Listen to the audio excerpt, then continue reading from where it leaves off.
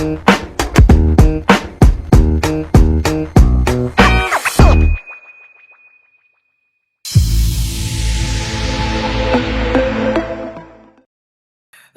everyone, and welcome to yet another podcast of TeamLease, in which we generally exchange ideas and insights, and of course, experience from industry leaders from different aspects of business involving people, of course. At least until now, AI is making significant progress, but people are inevitable in business currently, at least. Yeah.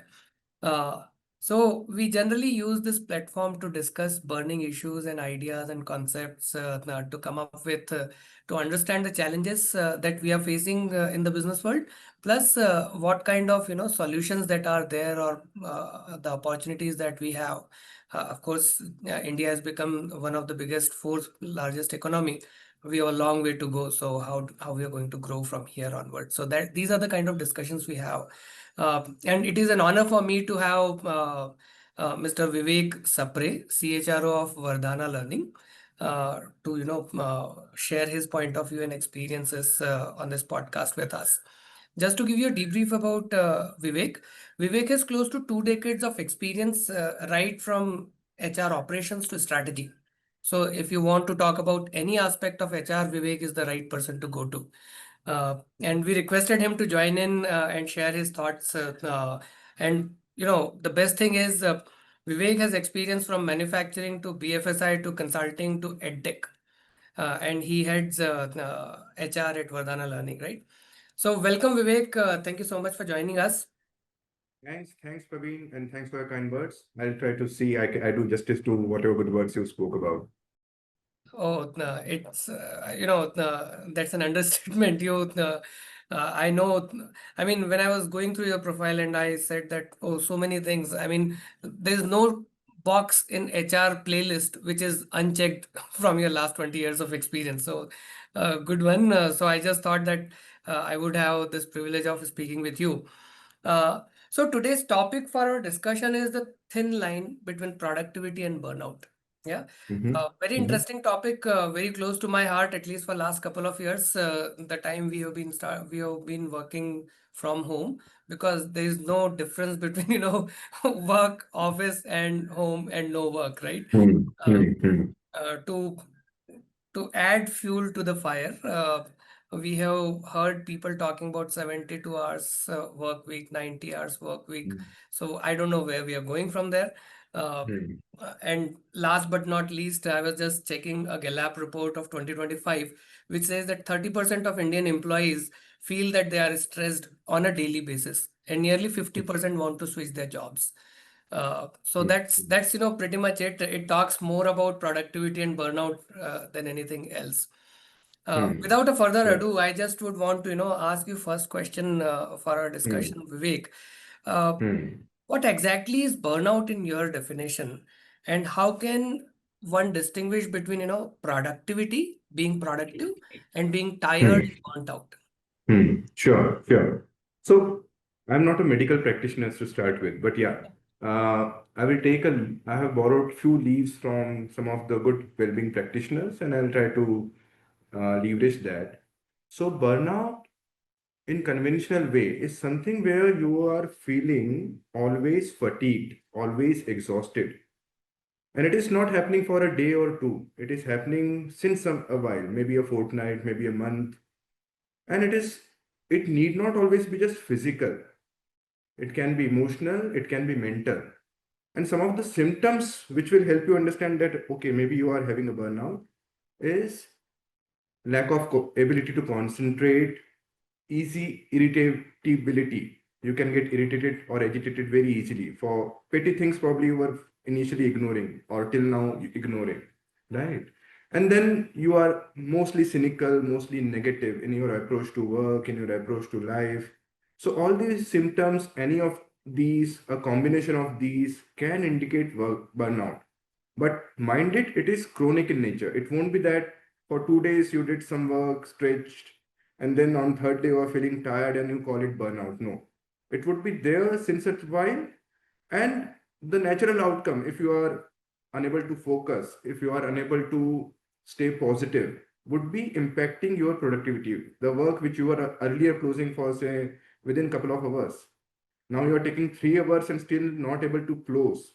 Could be a symptom. If you are a sales individual, you are able to meet your targets like Jiffy, and now you are struggling to meet your targets while your experience has further gone up, then that may be indicative of burnout, right? So physical, emotional, or mental, any of these combinations, but chronic in nature, where you feel constantly exhausted and fatigued out, would be indicative of burnout and needs further probing. So, when you talk about physical and mental, it is Mhm. understandable from the work perspective.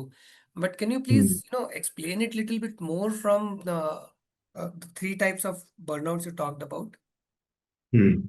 So physical burnout, mental and emotional burnout. So physical burnout would be you are feeling so tired that you are unable to sit all through the day in your work day. Or if you are in a traveling job, you struggle to stay active by the noon, by the evening, right? And it is happening chronic in nature. I mean, it is happening for multiple days without any trigger for that matter. So it's not that previous day was too hectic. It was a normal day, and each of the days you are feeling likewise. Similarly, mental burnout is when you struggle to stay focused, you struggle to stay concentrated. Easy things which you used to probably take 5-10 minutes to take a decision, do that Excel work, make that PPT. Now you are struggling to close even in half an hour or so.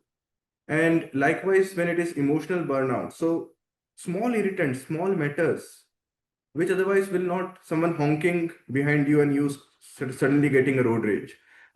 Some colleague making a passing by joke and you will take it very personally, right? So these are some of the indications or ways, symptoms where burnout is getting showcased. And the core thing over here is it is chronic. So it is not happening once in a while, it is not happening for a day or two, it is happening for a fortnight or longer. Then probably you are affected by burnout. And like you mentioned, almost 30% Indian workers are are calling that they Correct. are Correct. stressed and all. So another data point I can share, over a decade in job, usually different researches suggest that at least half of the employees and can go up to three-fourth of the employees, three-fourth of the workforce, at one point or other will feel burnout. And they usually take months, if not a couple of years, to completely come out of it. And most of the times, the reason is organizations are not attuned, and managers are not attuned, and even employees are not attuned to recognize and acknowledge a burnout and then take a pause. Because the only remedy for burnout is taking a downtime, having a downtime. You take a parallel from cricket. A Bumrah like bowler who is a star performer is given break. It could be a Zimbabwe tour at times, or it will be on account of health reason per se. Health reason break is like post burnout downtime given to someone like Bumrah, and allowing him to opt out of maybe a non-consequential Zimbabwe tour would be a preventive measure to avoid a burnout of someone like Bumrah. Right. So managers, organizations, and employees are not attuned to take that preventive break in this parallel by avoiding a Zimbabwe tour. And many a times, even after the burnout, the realization that it's a burnout and not something, and taking painkillers and taking some medication and trying to continue till it is completely hampering your well-being is what many get into. And then it takes much longer break to recover fully and usually leads to even job loss, a career break, and so on and so forth. So that's the intensity of burnout. That's the difficulty or the challenge which is posed by burnout. And another interesting data point and quite, I would say, horrendous, horrible kind of a data point is almost $1 billion is lost each year globally. Not billion, sorry, trillion dollar. Almost $1 trillion is lost each year globally to depression, anxiety, and related issues, and almost one third of it is caused by burnout amongst the workforce, right? So So almost 300 like billion, so to say. Yeah, so $1 trillion loss to anxiety and depression globally Correct. in workforce, to opportunity cost to companies, you can say, and almost one third of it, so close to 340 billion of it is on account of burnout. And these are pre-COVID studies, and of course, post-COVID, the focus on burnout, well-being is more. And if recent studies looked at, I'm sure this number will further go up. These studies take big effort, and that's why the large organizations like WHO conduct them once in a decade, sort of. So I'm sure when next gets taken up, maybe in a couple of years from now, they will come across with a further higher data point for impact of burnout. Wow. I didn't know about this 1 trillion loss because of the anxiety and predominantly burnout. Um, Actually, I just wanted to understand from you what is the hidden cost of burnouts for employees as well as organizations. But it was an eye opener, honestly. Uh, so, this is a startling fact, actually. Hmm, hmm, Vivek, I was just reading, some of the content that you have about you, and what you are talking about is sustainable productivity. It sounds quite unique as an idea. I wish, to see a doctor in front of your name sometime hmm. because of this unique concept of sustainable productivity. Can you please elaborate on this and help us understand how does it work Sure, for, sure, professional life? sure. Sure. But prior to that, since you touched upon the impact or implication of burnout on a organization, on employees, so we spoke of some data point, which is giving it a value tag. But there is further hidden cost. See, what burnout leads to is drop of productivity, essentially drop of man days or work days.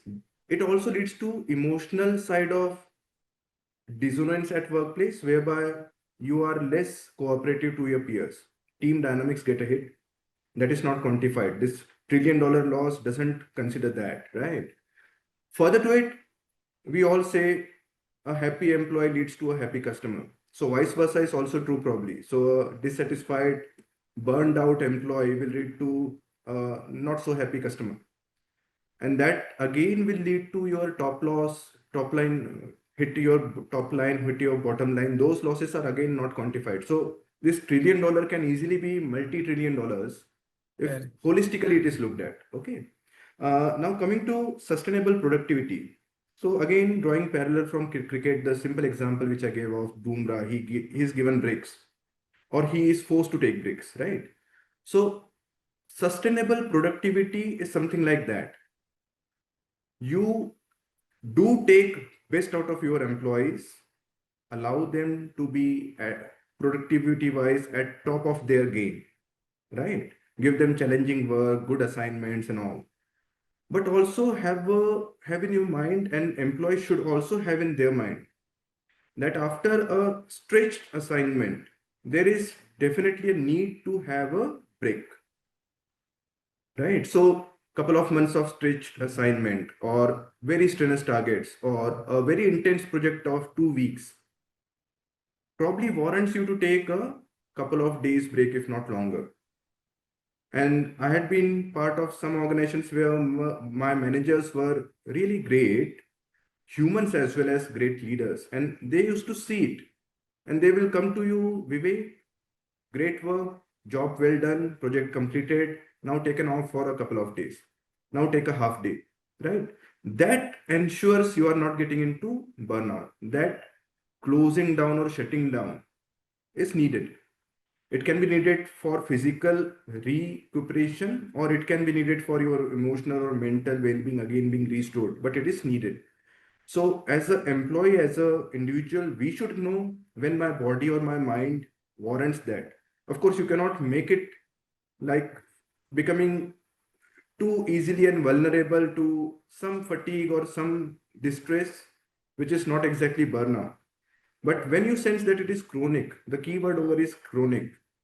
Sustained time you are witnessing that physical or emotional or mental need to take a rest and fatigued out you are feeling, then it's a time for you to reach back to your manager, I do need a couple of days break, if not longer, right? And that is where some of the organization do have mandatory leave policies. It's Correct. not only for ensuring that business continuity and people risk is understood in us and we work about that. It is also to allow employee to take that break once in a year, couple of times in a year, more so when peak stretch has been taken and something has been concluded in a very good way. Take a pause, take a break, get back, rejuvenate, come back.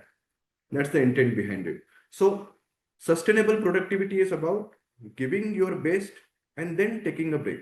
Again, giving your best and taking a break. And likewise for manager, allowing his or her team to work their best, give 100%, and then take a pause for a while and again restart.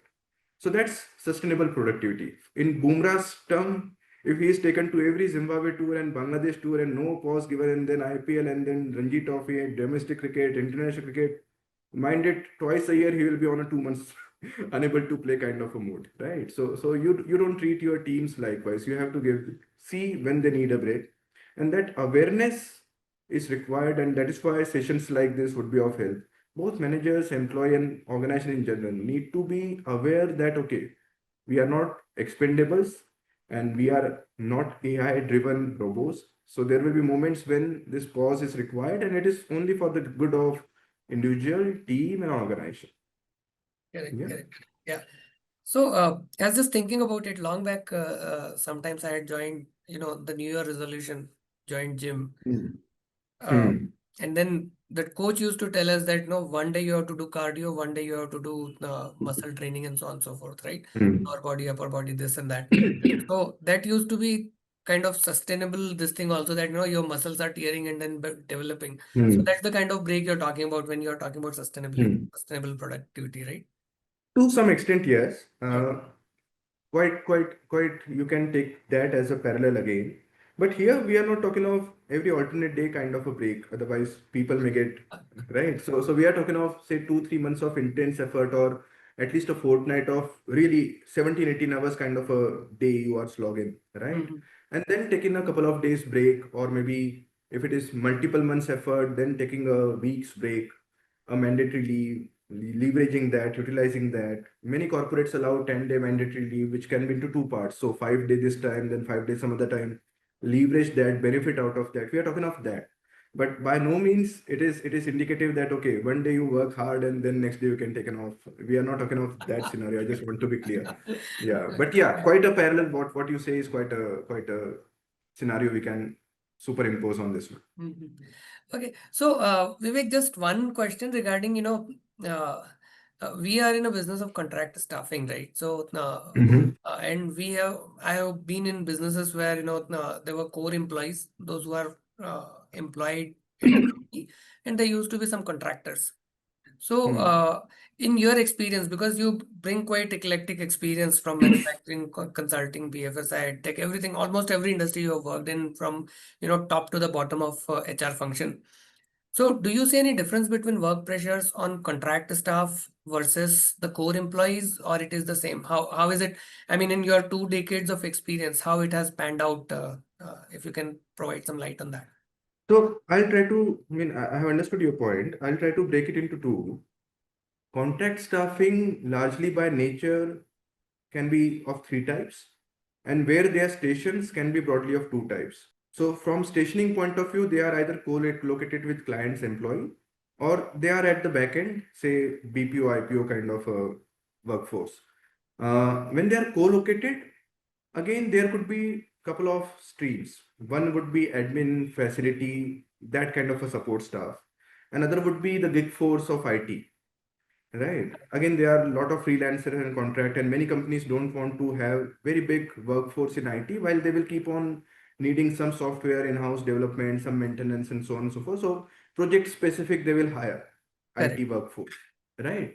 So under both scenarios, one is when more so when you are sitting alongside client and say you are into office admin kind of a profile, facilities and administration management. The expectation is if office closes opens at 9:30 and closes at say 7 or 8, be it corporate office or be it branches, and Mm. branches are prevalent across segments, across sectors, be it banking, NBFCs, be it telecom, you will always have a branch setup. Right. So corporates and branches behave a bit differently, but still, say 9:30 to 7, 8 is the expectation for a office setup to be functional from employee point of view. The expectation would be that facility person is there 8 in the morning and leaves at 10 in the evening when everyone has departed, right? And for that, there are two approaches. One is giving overtime. That okay, usual shift is 8 hours, another 5 hours, 6 hours you have to spend, will give you overtime. That is a recipe of burnout. I mean, 8 to 10, 8 to 10, 14 hours each day if you are expecting a junior fellow to be there, taking burden of entire administrative setup of that location to be fully functional, right? Vis-a-vis some other organizations who do it in a way that, okay, they will have two staff or multiple staff in shifts. So someone is available 8 to 4, another person is available, say, 2 to 10, right? With some overlap amongst the two to ensure that nothing gets missed out. So that approach is something which saves burnout. And corporates where people practices are evolved or they are more mindful of treating people right will take care of it. Another example to illustrate this point, how distinction happens between on-roll employee and contract staff. I know of some setups where a Diwali gift or a Women's Day gift will go to a on-roll employee, but on the same floor, it will not go to a contract staff, right? That second grade citizens treatment, if you are giving, just by calling the activity they do as a non-core activity for the organization, and we are focused on core activity and we have employees who take care of that, and non-core activity is taken care by outsourced third-party contract Yeah. staff who are not our employees, so I'm not going to give them Diwali gift. That is a recipe of disaster. I mean, you are creating two citizen classes in the same setup, and you are calling for high attrition amongst the very important feature of someone who is going to give you your administrative support, right? You cannot have a fully functional and rightly functional office if it is not managed facilities wise in a proper way. So Correct. facility staff is also important. It may be non-core activity to your business model, but it is core to your employee well-being, Correct. right? 2 days, the office boy is not there for 2 days, the entire office feels going chaotic, right? So it's not that those staffs are not important, they are also core. So the moment more and more setups, more and more HR, more and more managements realize that the two are still our employee and two are still important. Business model wise, my core activity can be X, but my well-being of employee and their productivity is ensured by this contract staff, and thereby this dual treatment of employee versus non-employee is not there anymore. At least when you are co-located, I mean, how Correct. difficult it is to give the same Women's Day hamper to the lady who is taking care of pantry, right? Correct. So these are some of the cultural levers which we need to ensure. And of course, sessions like this will probably help create that awareness. And it's not a big cost to do the right things. I have been part of a setup where we used to have thank you day. The culture was to give that thank you card, and maybe it used to take place 2 3 times a year. Thank you card to your employees, to whosoever, staff, boss, junior, peer, whosoever, right? And trust me, in that setup, the security guard, the pantry boy, the office boy used to probably get maximum number of thank you card than probably more than a HR head or a CEO was getting, right? That culture is in your hand. You want the so-called off-roll contract staff to feel part of the system and part of the setup, or you want them to be feeling isolated and alien all the time, and Hmm. their outcome will be like that. In one, they will be coming to you, sir, you are sitting since very long, should I bring you a coffee? And in the other, it will be you are ringing the bell, you are calling the pantry number, and there is no response, right? So Correct. how do you want to function is your choice, and it is not very cost intensive, but people wise, it is having very right or wrong implications. Yeah. Yeah. So, in your particular business, Vivek, you may be having some, contract staff who are in probably, on-field sales or on-field support kind of functions, uh, Hmm. do they also have similar kind of pressure? How does it work? Maybe in your, I mean, So, not so, necessarily with current company, but generally, hmm. when you are in manufacturing or BFSI clients, because Right, we also have a right. lot of BFSI clients for whom we have on-field sales folks working for, Hmm, hmm, right? hmm, hmm, So they hmm. also have this kind of work pressure and stuff, or how does it work in general? Yeah, so sales support, field staff could be, if it is in BFS or banking space, it could be for collection support, if not front-end sales, or it could be for documentation support. So yes, same pressure is there for them also. Very similar kind of stress would be there for them towards month end, right? If Mm-hmm. a file is to be disbursed and documents are pending, right from branch manager to sales supervisor, everyone will be after them, go to this person, bring these documents, go to that person, and they will be like helter skelter running around, right? So yes, same with the BPO staff who want to close telesales, right? So it's very identical, and that is where the distinguishing the two in a way that something will be done for a fun Friday will be there for on-roll employee, but off-roll employees are not allowed to be part of it, right? Or some reimbursement policies there for on-roll but not for off-roll, right? You need not have those things.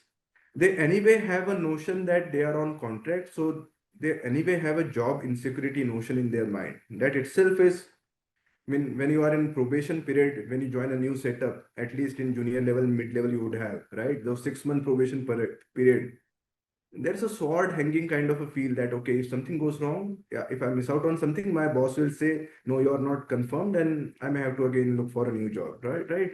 So Yeah. that fear is anyway there on the head of, in the mind of contract staff. Why to add further to it by creating two levels of citizenship? So setups who, because see, the same level of stress is going to be there.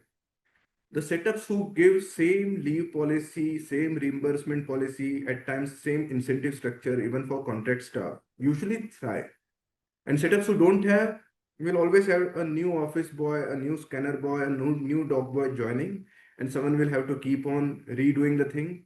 Too much of attrition will pass on that load to on roll because someone will have to run for the document.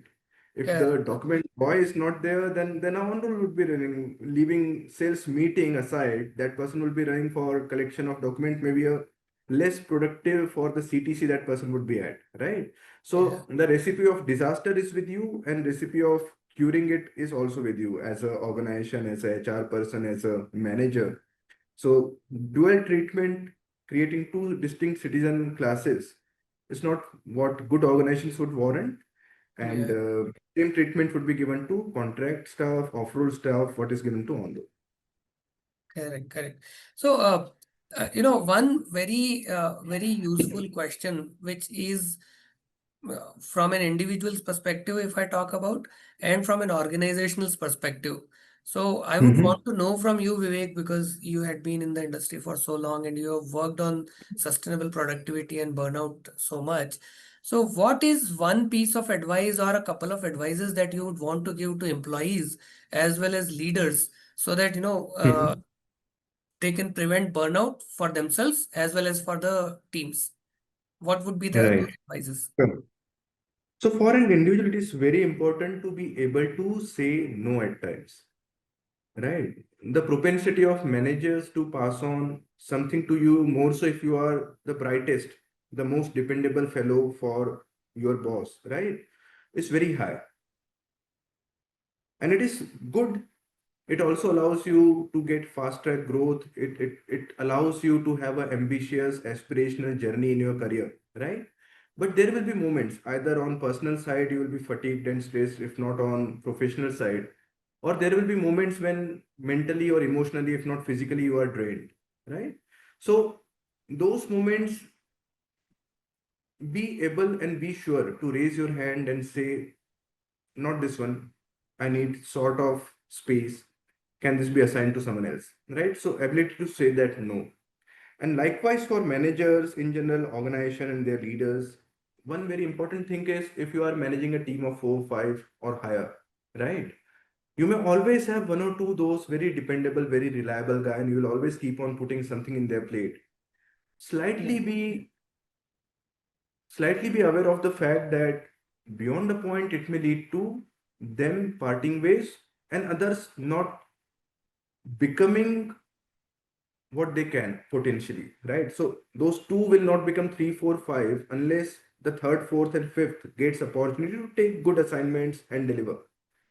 Allow some mistakes, give some support in the form of nurturing and handholding, and desist from putting everything in the on the back of one or two by making them miserable in their well-being, and in the meantime not giving adequate enough on the plates of others and making them feel overlooked, neglected, and they also being forced to start looking out, right?